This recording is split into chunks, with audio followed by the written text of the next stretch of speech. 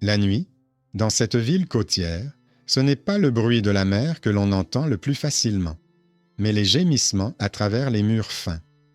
Dans les maisons exiguës de Salerne, les femmes adultes griffent leurs draps jusqu'au sang à cause des contractions, des douleurs menstruelles, d'une inflammation persistante dont personne ne parle à voix haute.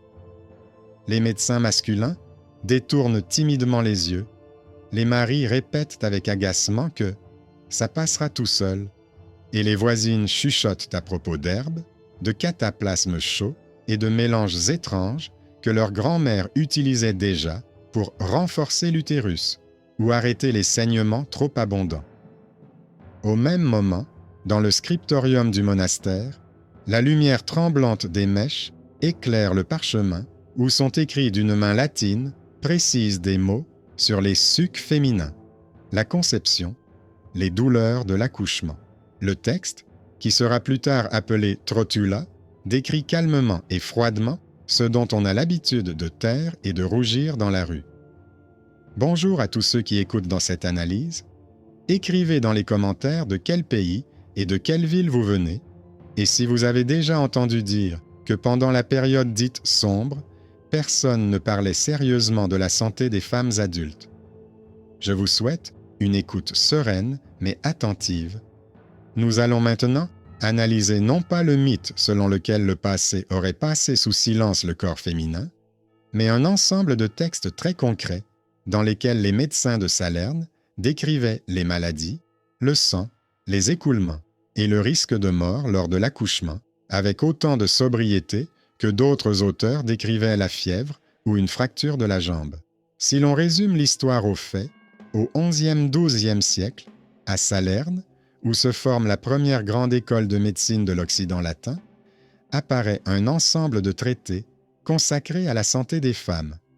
Plus tard, ceux-ci seront regroupés sous le nom de Trotula de Salerne, comme s'il s'agissait d'une seule autrice médecin. En réalité, les documents montrent obstinément non pas une figure unique, mais plutôt une couche de texte. Dans différents manuscrits, ce corpus se compose de 3 parties: des maladies des femmes, avant, pendant et après l'accouchement, des parures féminines et des souffrances féminines dans un sens plus général. Ils apparaissent dans les codex séparément et dans différentes combinaisons, parfois avec la mention « Trotula a dit », parfois sans indication de nom. Pour l'historien, cela signifie une chose: nous n'avons pas devant nous la biographie romantique d'une femme médecin légendaire, mais une compilation rassemblée à partir de sources tardives, arabes et locales, par plusieurs générations de médecins salernitains. Mais même dans cette confusion d'auteurs, le fait même de la concentration est important. En un seul endroit, sous un même titre conventionnel, sont rassemblées des descriptions de ce qui, dans la vie quotidienne, était considéré comme honteux et indécent à discuter. On y énumère calmement les douleurs dans le bas-ventre, les troubles du cycle menstruel, les difficultés à concevoir, les fausses couches spontanées, les déchirures et inflammations post-partum, les odeurs désagréables qui empêchent les femmes de vivre chez elles et deviennent un motif d'isolement social. Au lieu de jugements ou de commentaires moraux, on utilise le langage des 4 humeurs courant dans la médecine de l'époque: froid et chaud, sec et humide, excès ou manque de sang. Les souffrances féminines sont traduites dans le langage médical courant, auquel on est habitué dans le traitement des hommes. Salerne n'est pas là par hasard. Ce port du sud de l'Italie se trouve au carrefour de plusieurs routes. Des navires en provenance des terres byzantines et musulmanes y font escale, et un flux de livres y transite. L'école de médecine combine les vestiges latins de la tradition romaine, les traductions d'auteurs grecs et les traités arabes. Dans les manuscrits voisins de la Trotula, on peut voir des fragments de Galien, d'Ibn Sina, des listes détaillées de plantes médicinales. Dans ce contexte, l'intérêt pour la santé des femmes apparaît comme la suite logique d'une tendance générale, la tentative de systématiser tout ce qui touche au corps humain, même s'il s'agit de sujets que le prêtre de paroisse préférerait éviter pour parler plutôt de l'âme. le mythe selon lequel, à cette époque, les femmes n'étaient soignées que par des guérisseuses et que les médecins hommes ignoraient leurs problèmes, commence à s'effriter dès que l'on examine des recettes concrètes. Les textes signés du nom de Trotula décrivent comment examiner une patiente sans l'humilier, quelles herbes donner en cas de règles trop douloureuses, comment soulager les contractions, comment soigner une femme après un accouchement difficile afin de prévenir l'inflammation et la perte de sang. Les formules sont loin de la médecine factuelle moderne, mais elles reposent sur une logique d'observation. Si la douleur diminue après une certaine procédure, celle-ci est répétée et recommandée à l'avenir. Dans les villes, où de nombreuses femmes adultes doivent accoucher plusieurs fois et vivre avec des douleurs chroniques, ces connaissances sont littéralement intégrées dans la pratique. Dans le même temps, ces manuscrits portent les traces de la censure. Les copistes adoucissent parfois les formulations, omettant les descriptions trop directes des processus corporels, remplaçant les mots grossiers par des termes plus abstraits. Dans certaines listes, des paragraphes entiers expliquant comment distinguer une forme d'inflammation d'une autre en fonction de l'aspect des sécrétions ont été supprimés ou raccourcis. Pour une partie du clergé, une telle précision semble contraire à la décence. Un homme adulte, qui plus est de haut rang ecclésiastique, ne doit pas discuter à haute voix de l'aspect du sang chez une femme atteinte d'une maladie donnée. Mais ces mêmes personnes tolèrent en silence l'existence de ces textes sur les étagères des bibliothèques des hôpitaux, car elles savent que sans eux, la mortalité de leurs paroissiennes serait plus élevée. Ainsi, dès les premiers siècles d'existence du corpus salernitain, une double optique apparaît. D'un côté, les normes morales interdisant de discuter ouvertement de la partie inférieure du corps féminin. De l'autre, la nécessité médicale qui exige du médecin qu'il n'hésite pas à regarder, palper, poser des questions. Trotula, quelle qu'elle soit, se trouve à la croisée de ces deux lignes. Pour certains, il s'agit d'un texte suspect qui donne trop de détails sur des sujets que les personnes convenables taisent. Pour d'autres, c'est un guide qui permet à une femme adulte de vivre une nouvelle grossesse ou une douleur chronique sans mourir de complications, si facile à négliger sous le poids de la honte extérieure. C'est précisément à partir de là que le conflit autour de la médecine féminine salernitaine va continuer à s'intensifier. Entre les médecins de la ville, habitués à utiliser ces recettes, et les moralistes de l'Église, qui exigent de temps en temps que les passages les plus explicites soient supprimés par décence. Mais avant d'en arriver aux interdictions, il faut comprendre comment ce texte s'est répandu dans les villes européennes et pourquoi, sous le nom d'une mystérieuse Trotula, coexistent plusieurs voix, masculines et peut-être féminines, qui tentent d'élaborer un schéma compréhensible de soins et de traitement à partir du corps malade d'autrui. Les archives de Salerne et des villes voisines ne fournissent pas de biographie détaillée avec les dates de naissance et de décès, mais elles laissent quelques indices solides.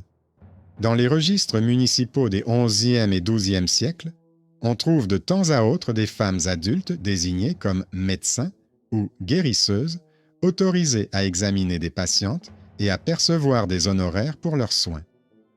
Dans un document, une veuve médecin obtient le droit de poursuivre l'activité de son mari. Dans un autre, une sœur médecin est chargée de soigner les femmes malades à l'hôpital. Ces notes sont sèches, sans émotion, mais elles brisent l'image d'un monde où seuls les hommes et les miracles monastiques auraient en soigné. Dans un port du sud de l'Italie, le travail médical des femmes est reconnu au niveau de l'administration municipale et non plus seulement comme une pratique secrète de femmes. Dans ce contexte, le nom de Trotula, lorsqu'il apparaît dans les marges des manuscrits, devient particulièrement lourd. Dans certains codex, à côté du texte sur les maladies féminines, le copiste ajoute soigneusement « C'est ce qu'a dit Trotula de Salerne ». Dans d'autres, la forme féminine du nom est remplacée par la forme masculine. Trotulus, comme si quelqu'un avait délibérément transformé l'auteur en auteur. Certains chercheurs y voient une femme réelle issus de la noblesse locale, liés au milieu médical, d'autres considèrent Trotula comme un masque commode sous lequel toute une école a légalisé la discussion de ce qu'aucun professeur masculin n'aurait osé signer de son propre nom. Le fait demeure, l'image de Trotula de Salerne aide à donner une forme au travail collectif qui sera ensuite contesté ou critiqué. Les textes eux-mêmes sont organisés comme un inventaire froid de la douleur. Dans la section sur les menstruations, les auteurs énumèrent les variantes de dysfonctionnement: absence de sang trop foncé, trop clair, odorant, inodore. À chaque variante est attribuée une série de causes dans le cadre de la théorie des humeurs de l'époque: excès de froid, stagnation dans le foie, faiblesse cardiaque, épaisseur du sang. Viennent ensuite les recettes: décoction de certaines racines, bain chaud assis, frictions à l'huile, saignée à des endroits précis.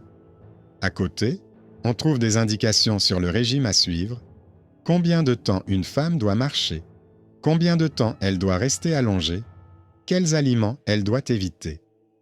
Il ne s'agit pas d'un journal intime, mais d'un mode d'emploi du corps qui peut tomber en panne et emporter avec lui la vie, la fonction reproductive et la réputation de la famille. Les passages consacrés à l'accouchement et à ses conséquences semblent particulièrement difficiles. Le traité décrit des situations où une femme adulte souffre le martyre pendant plusieurs jours, où le fœtus ne sort pas, où les saignements ne s'arrêtent pas après l'accouchement. Les auteurs tentent de donner des algorithmes d'action. Comment changer la position du corps? Comment stimuler doucement les contractions? Quelle décoction donner? Comment soutenir une femme qui n'a plus de force? Ces schémas ont leurs limites. Absence de chirurgie, absence d'anesthésie, espoir placé dans les herbes et les mains qui avancent dans l'obscurité, à la lueur d'une bougie.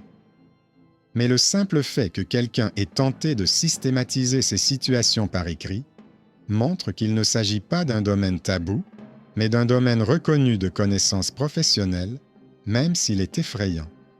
Parallèlement, des fragments qui deviendront plus tard l'occasion d'attaques moralisatrices sont insérés dans le corpus. La section consacrée à la préservation de la beauté traite des crèmes, des masques, des produits pour éclaircir la peau et éliminer les odeurs corporelles désagréables.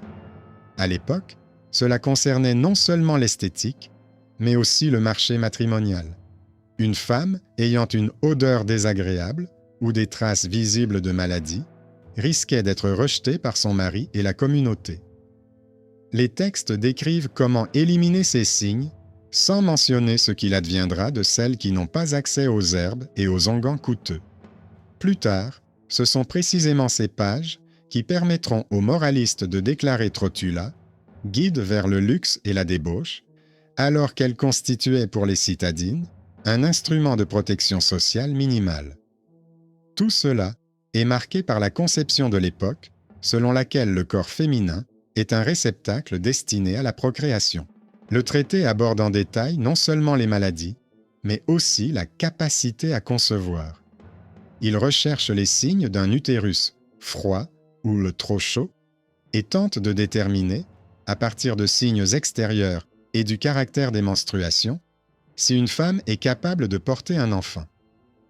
Une grande attention est accordée à l'infertilité et les auteurs se montrent particulièrement prudents à ce sujet. Dans une société où l'absence d'enfant est presque automatiquement considérée comme la faute de la femme, le texte médical reconnaît de manière inattendue que le problème peut aussi venir de l'homme. Mais il le fait de manière indirecte, à travers des réserves, des phrases prudentes sur la faiblesse de la semence. Même en essayant d'être objectifs, les médecins ne sortent pas du cadre dans lequel le corps féminin supporte le poids des soupçons et des procédures. Et pourtant, ces traités deviennent rapidement indispensables à la pratique urbaine. Salerne fait le commerce des personnes et des livres, des copies manuscrites de traités féminins se répandent avec d'autres textes médicaux en Italie, en Provence et en Allemagne. Un médecin, qui a obtenu quelque part dans le Nord l'autorisation d'exercer après ses études, apporte avec lui non seulement des schémas de saignée en cas de fièvre, mais aussi des tableaux des symptômes des maux féminins. Ainsi, l'expérience salernitaine de l'activité sur les corps des femmes adultes dépasse largement les limites d'une seule ville et d'une seule école. Mais parallèlement, l'inquiétude grandit chez ceux qui ont l'habitude de considérer les discussions sur ces sujets comme quelque chose d'inacceptable en dehors de la chambre à coucher conjugale et du confessionnal, une inquiétude qui se traduira bientôt par des demandes de purification des textes contenant des descriptions trop directes. C'est à partir de ce moment que les textes attribués à Trotula commencent à mener une double vie. Dans les listes universitaires, ils font partie du corpus général des connaissances médicales, tandis que dans les pratiques urbaines, ils constituent un ensemble de techniques permettant de résoudre un problème concret et très physique chez les femmes adultes derrière le mur. Les traités de Salerne se répandent avec d'autres manuels. Ils sont recopiés à Bologne, Montpellier, Padoue, annotés dans les marges, associés aux travaux des médecins antiques et des auteurs arabes. Dans ces codes mixtes, à côté des passages sur le pouls et la fièvre, apparaît soudain une section sur les sucs féminins et le passage facile du fœtus, rédigé dans un langage plus simple, presque artisanal. Pour le lecteur, c'est un signal. Il ne s'agit pas ici de théorie pour la théorie, mais d'instruction pour survivre. Le médecin de ville qui, au XIIe ou XIIIe siècle, tient un petit cabinet chez lui ou dans une boutique, est confronté à une réalité à laquelle l'université ne le prépare pas complètement.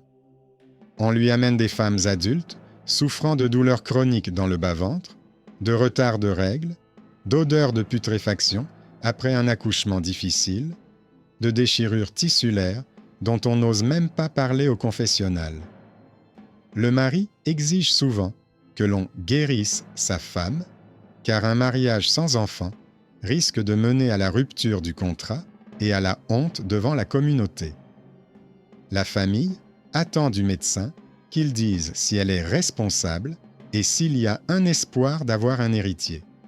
Dans ce contexte, le traité salernitain devient à mi-chemin entre un manuel technique et un bouclier.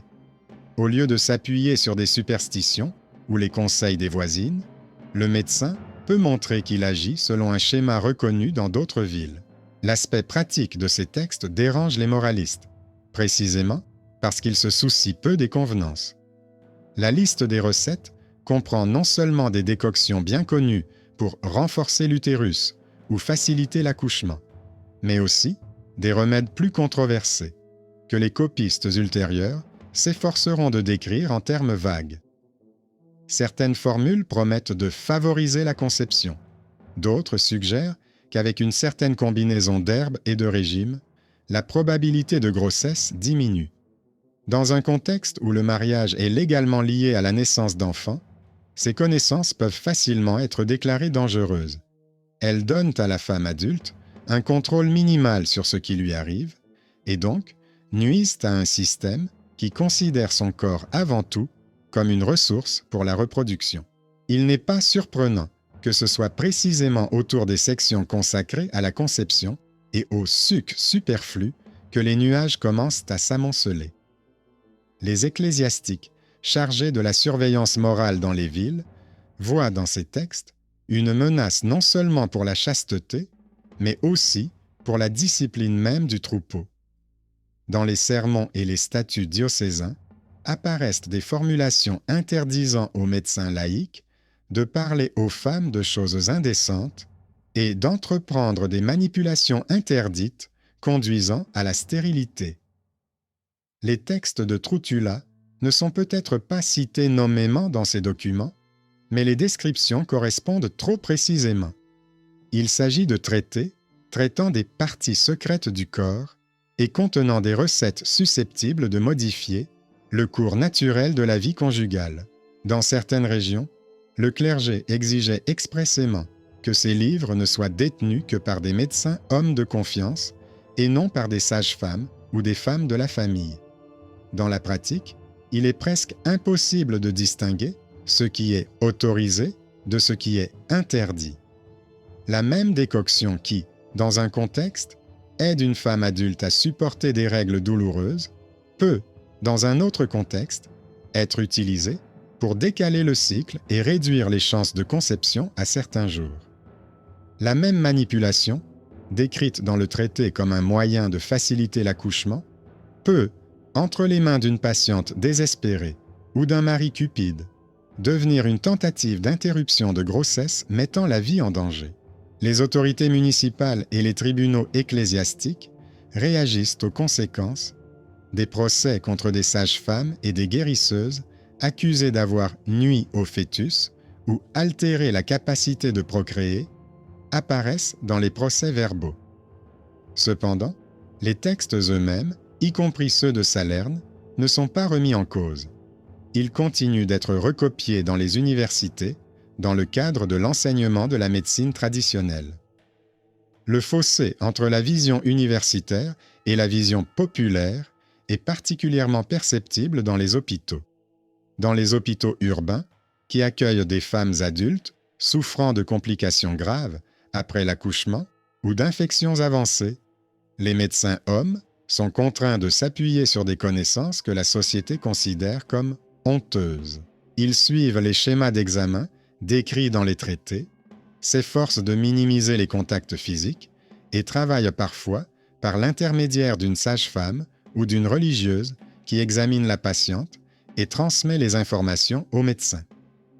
Les statuts des hôpitaux soulignent à maintes reprises la nécessité d'éviter à tout prix les indécences, mais fixent en même temps l'obligation d'apporter son aide à tous ceux qui souffrent. Entre ces deux formules, il y a suffisamment de vide pour que le praticien puisse utiliser les descriptions salernitaines des symptômes sans enfreindre formellement les interdits d'une franchise excessive. Le paradoxe réside dans le fait que de nombreux ecclésiastiques et moralistes qui fustigent les traités indécents dépendent eux-mêmes de leurs résultats. Le confesseur qui entend une femme adulte se plaindre de douleurs constantes, de saignements ou de l'impossibilité de cohabiter avec son mari, ne peut se contenter de lui donner des conseils généraux sur la patience. Il doit décider s'il doit l'envoyer chez un médecin, s'il doit autoriser les interventions recommandées par la médecine, qu'il condamne lui-même pour sa franchise. Dans certains ouvrages théologiques, on trouve des réflexions prudentes sur l'admissibilité du traitement des parties honteuses du corps dans le but de préserver la vie et le mariage. Lorsque l'auteur s'appuie sur la pratique de Salerne, il s'efforce de ne pas citer de nom, mais répète l'idée clé. Prendre soin de la santé du corps, même le plus intime, peut être un devoir et non un péché. Avec le temps, on constate dans les manuscrits que la pression s'intensifie. Dans certaines listes, des passages entiers sur les plaisirs et le désir sont soigneusement découpés au couteau. Dans d'autres, les mots décrivant l'excitation et la décharge sont remplacés par des euphémismes plus généraux, et à côté, le copiste note que ces choses doivent être omises lors de la lecture à haute voix. C'est ainsi qu'apparaît la version censurée de la Trotula. L'essentiel des observations sur les maladies, les sucs, les accouchements est conservé, tout ce qui peut être interprété comme encourageant une attention excessive au corps est supprimé. Mais même sous leur forme tronquée, ces textes continuent d'apporter aux médecins les informations mêmes que le mythe du Moyen Âge silencieux refuse de reconnaître, une connaissance détaillée et systématique de la physiologie féminine adulte. Dans le milieu universitaire, les traités salernitains perdent progressivement leur caractère personnel. Le nom de Trotula apparaît, disparaît, se transforme en forme masculine, jusqu'à ce qu'une partie des professeurs commence à citer ces textes sans en indiquer l'auteur, comme une tradition anonyme. Dans les cours de médecine, ils sont associés à Galien, Ibn Sina et d'autres autorités, ce qui les met tous au même niveau. La section sur l'utérus et les menstruations devient un sujet de discussion aussi normal que la section sur le foie ou les poumons. Cela n'abolit pas les tabous sociaux, mais crée un autre axe. Dans le cadre du corpus de connaissances, le corps féminin est inclus dans le plan général de l'anatomie et de la pathologie humaine et n'est pas relégué dans la zone du silence indécent. C'est précisément cette double existence, sous la pression de la censure et en même temps au centre du programme scolaire, qui fait de l'histoire de la trotula l'une des contradictions les plus marquées entre la légende et le document. Il suffit de quelques pages du traité féminin pour que les ecclésiastiques, qui observent tout cela de loin, s'inquiètent. Pour une personne élevée dans la tradition des vies des saints et du droit canonique, les expressions latines évoquant les sécrétions abondantes, les sucs malodorants, la douleur lors des rapports sexuels et les déchirures tissulaires pendant l'accouchement ne relèvent pas du langage professionnel, mais constituent une atteinte à la décence. Dans les instructions destinées au clergé, des avertissements vagues commencent à apparaître. Il existe des livres qui décrivent, trop en détail, ce qu'il est plus convenable de taire. Il y a des connaissances utiles aux médecins, mais dangereuses pour les laïcs. Les titres des traités ne sont souvent pas prononcés à haute voix, mais il est clair, d'après la formulation, que ce sont précisément les textes du cercle de Salerne qui sont visés, où la physiologie féminine est abordée sans détour, comme une partie normale de la pratique médicale. Dans les affaires municipales, cette tension se manifeste dans des détails insignifiants. Dans le procès verbal de l'interrogatoire d'une sage-femme, à côté des accusations de travail sans autorisation de la guilde, peut soudainement apparaître une ligne mentionnant des livres suspects trouvés dans un coffre. Dans les archives du monastère, parmi les documents relatifs aux violations du règlement, on trouve une note indiquant qu'un traité médical sur les maladies féminines, non approuvé par le supérieur, a été trouvé chez une religieuse. Les formulations sont vagues, lecture inconvenante, connaissance dangereuse pour les esprits simples. Les sanctions se limitent le plus souvent à un avertissement, une amende ou la confiscation du manuscrit. Mais le fait même que le livre fasse l'objet d'une enquête montre que le problème ne réside pas dans les soins prodigués aux malades, mais dans le contrôle des mots utilisés pour décrire ces soins. Pourtant, la même infrastructure ecclésiastique qui soulève la question de la décence s'appuie chaque jour sur ces textes dans la pratique. Dans les hôpitaux des cathédrales, dans les refuges pour pèlerins, dans les couvents, les religieuses et les médecins salariés sont confrontés aux mêmes hémorragies, retards de Lochi et inflammations purulentes que décrit Trotula. Dans les marges des manuscrits apparaissent de modestes annotations. Réduire la dose, remplacer une herbe rare par une herbe locale, réchauffer davantage la décoction en hiver. À côté, quelqu'un ajoute une formule de prière ou une instruction d'appeler un prêtre avant de commencer une procédure dangereuse. Ainsi, le texte médical se couvre d'une couche de remarques pastorales, mais continue à vivre et à fonctionner, même si dans les sermons voisins, on condamne le discours éhonté sur les sucs et les organes charnels. Dans les programmes universitaires, la médecine féminine occupe une position intermédiaire. Les maîtres reconnaissent volontiers l'école de Salerne comme un maillon important dans la transmission de l'héritage antique, la citent dans leurs cours sur les humeurs et les fièvres, mais les chapitres spéciaux sur l'utérus, la stérilité et les traumatismes post-partum sont généralement réservés à des cours plus spécialisés ou laissés à la lecture personnelle. Devant un public composé de futurs médecins de cour et de médecins de ville, il est encore d'usage d'éviter les descriptions trop concrètes des parties inférieures du corps, mais ces mêmes étudiants notent dans leur carnet les recettes de compresses, de suppositoires et de bains proposés par les auteurs salernitains. Il en résulte un double standard. La rhétorique officielle fait semblant de considérer les sujets honteux comme marginaux en médecine, tandis que la médecine pratique en fait une partie obligatoire du métier. À la jonction de ces deux couches naît le futur conflit de l'ère de l'imprimerie. Tant que les manuscrits restent rares, ils sont tolérés comme une affaire interne à la profession. Ce qui est discuté dans un groupe fermé n'a pas à être révélé au monde entier. Mais dès que les textes remontant à la Trotula commenceront à être imprimés à grand tirage, la question de savoir qui a le droit de lire sur les sucs féminins et la conception dépassera les limites de la bibliothèque du monastère. Jusqu'à ce moment, la médecine féminine de Salerne réussit à accomplir sa tâche principale, ancrer dans la norme professionnelle l'idée que le corps d'une femme adulte, avec tout son sang, sa douleur, son odeur, ses risques, n'est pas un tabou, mais un objet de connaissance spécifique.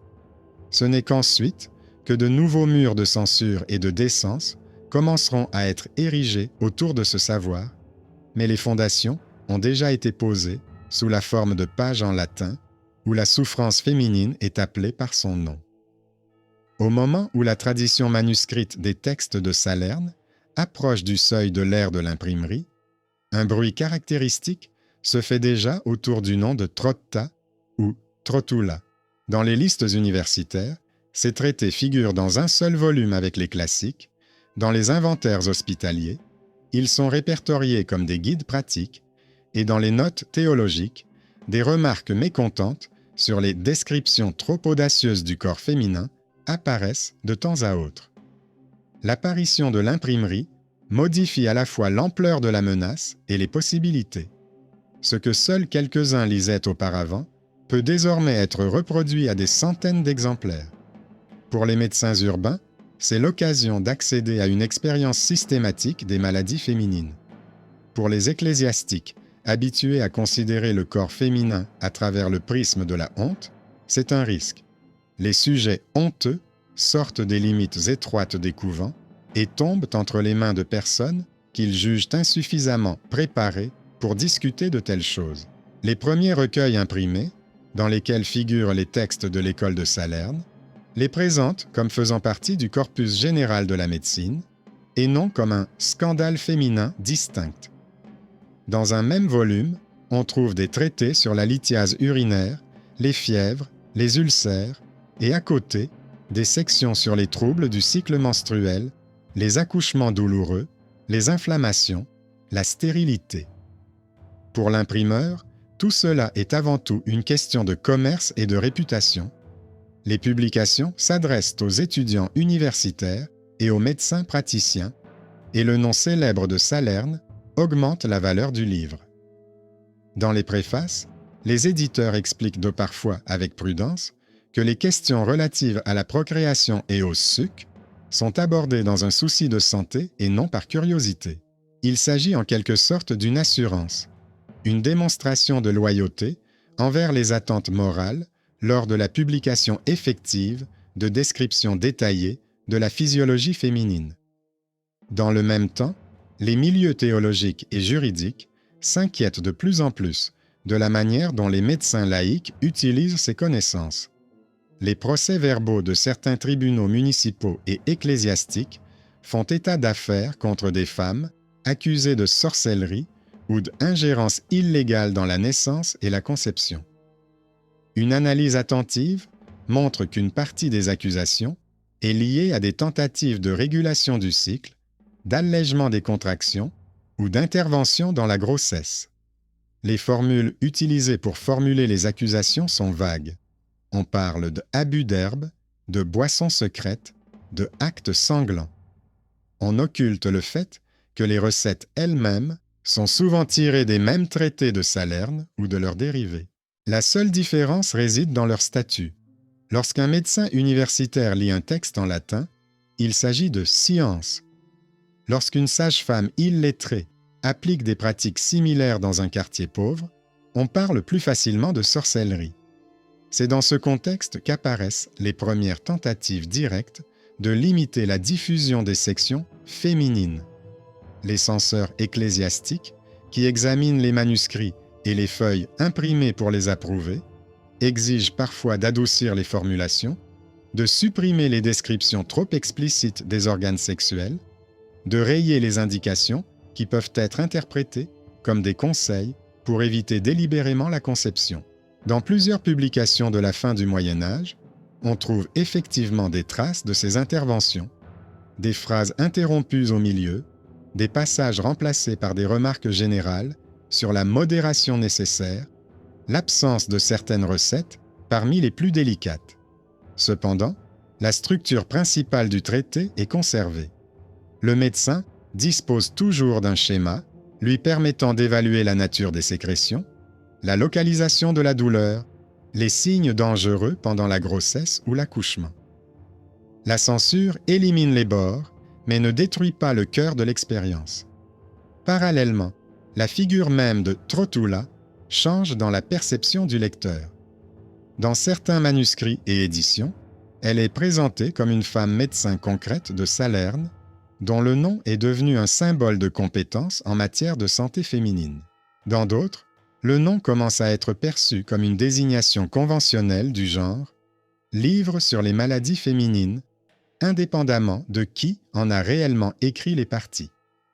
Avec le temps, la forme latine du nom s'éloigne encore plus de la personne réelle et devient presque une étiquette. Cela a un double effet.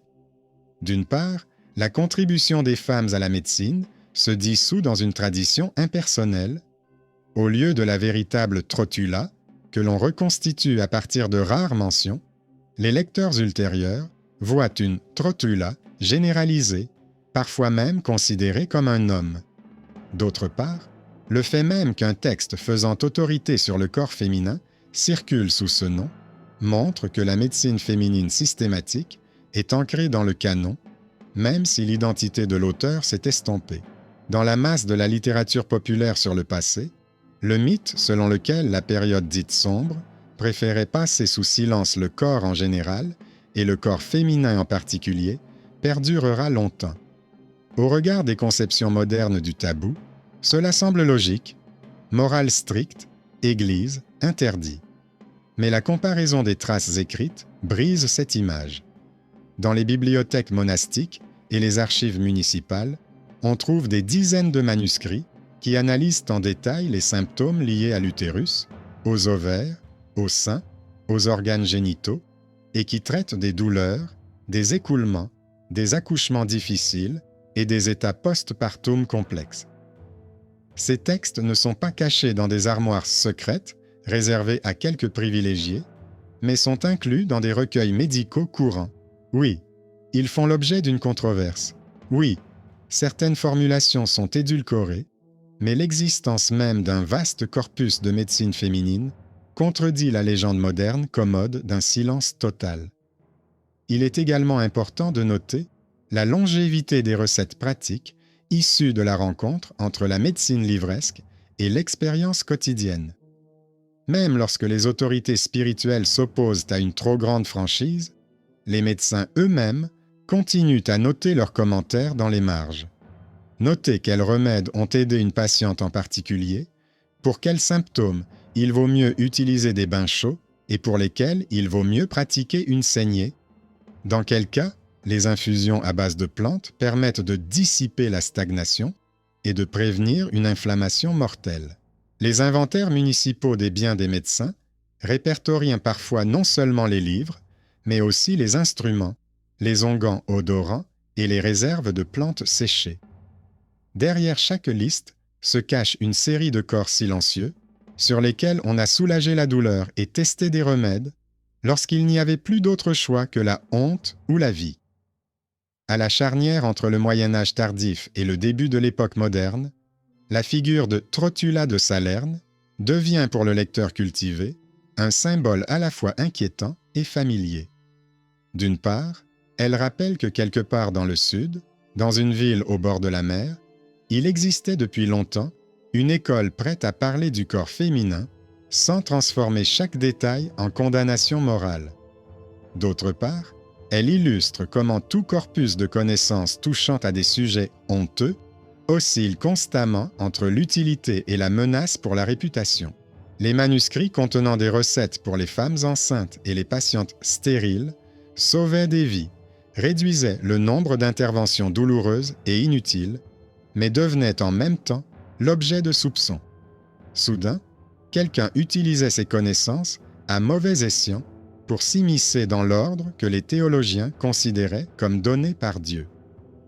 Le paradoxe final de cette histoire réside dans le fait que, à long terme, c'est le papier qui l'emporte, et non les murmures de la bienséance. Les textes de la tradition salernienne, remaniés, réécrits, parfois censurés, continuent d'être inclus dans les recueils médicaux jusqu'à l'époque des réformes universitaires. Ils normalisent l'idée même que le corps féminin n'est pas une exception au système médical général, mais une partie intégrante de celui-ci qui nécessite ses propres catégories et son propre savoir-faire. Le mythe selon lequel le passé passait sous silence le corps féminin s'avère être une reconstruction commode, mais inexacte. Le document montre autre chose, un travail inégal, contradictoire, parfois cruel, mais néanmoins systématique, de description et de traitement des maladies féminines. Le résultat ne dépend pas de forces abstraites, mais de décisions concrètes. Un clerc inconnu qui n'a pas rayé la section sur l'infertilité dans le manuscrit, un médecin de ville qui a pris le risque d'utiliser un remède suspect pour sauver la vie d'une patiente, le copiste qui transcrit soigneusement dans un nouveau codex le texte attribué à Trott, l'éditeur qui insère les chapitres féminins dans un ouvrage général sur la médecine, tous, pas à pas, font en sorte que la médecine féminine de Salerne ne disparaisse pas sous le poids de la honte. C'est là que réside son sombre héritage. Non pas dans l'image romantique d'une femme médecin sur fond de mer, mais dans le fait que, parmi la douleur, le sang, la peur et la censure, il y avait quand même de la place pour des lignes austères sur la façon de soulager les contractions, d'arrêter l'inflammation, de rétablir le cycle lorsque le corps souffre. Entre le mythe du silence et la pratique réelle de la survie, c'est ce texte ennuyeux, avec ses listes d'herbes et de symptômes, qui a été recopié pendant des siècles sur du parchemin craquelé, qui l'emporte, car sans lui, trop de femmes adultes n'auraient tout simplement pas survécu jusqu'à la prochaine fête dans leur ville.